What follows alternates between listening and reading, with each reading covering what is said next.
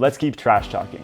The other week I posted a video about the fact that there are some trash collection changes happening across the state of California, and it means big changes for residents here in San Bernardino County. So here's some backgrounds. In 2016, California State Senate passed Senate Bill, or SB 1383. The main idea behind SB 1383 is to start curbing methane gas emissions from California's landfills. Why? Methane is a far more potent greenhouse gas than CO2, and landfills are California's third largest emitter of methane gas. And methane is emitted from landfills when green and organic waste rots with inorganic waste in the ground. So basically what SB 1383 aims to do is it requires residents to separate green and organic waste from recyclables from regular trash. On paper, it sounds great, but like everything in life, the devil's in the detail. Now, one important point here is that the implementation of SB 1383 was left purposely vague. Why? Because the state of California knows that California is a huge place, and what might work for implementation in one county might not work for implementation in another. We've talked to some residents, particularly in the Morongo Basin area, where if you are currently dropping off trash at the Morongo transfer station, that transfer station isn't set up to accept organic waste. And the huge problem here is that the next nearest transfer station that does is a 25 to 30 minute drive away for some people.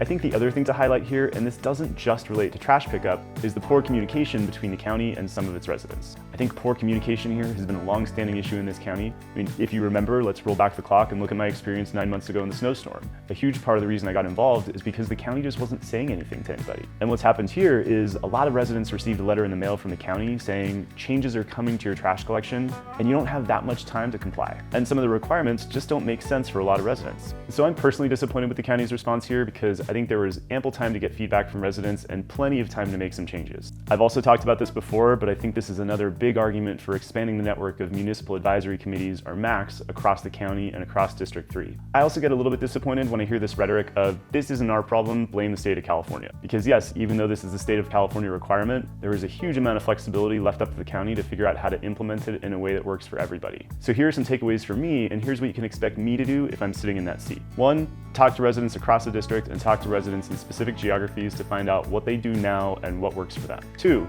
think a little bit outside the box. Let's look for inspiration from other cities, other counties in California that have managed this transition and managed it well. I think it's entirely possible in a county this big that we have more transfer stations, maybe smaller ones, maybe some of them don't even have to be staffed all the time. And on that very note, 3, the most important thing is we need to find ways to make this easy for people. If you make this hard, people aren't going to follow the rules and they're just going to start throwing trash out their car window. I don't want to see that, and I don't think you do either. So if you're ready for someone who's willing to listen, put in the work, and come up with a solution that's right for you, on March 5th, vote Smith for Supervisor.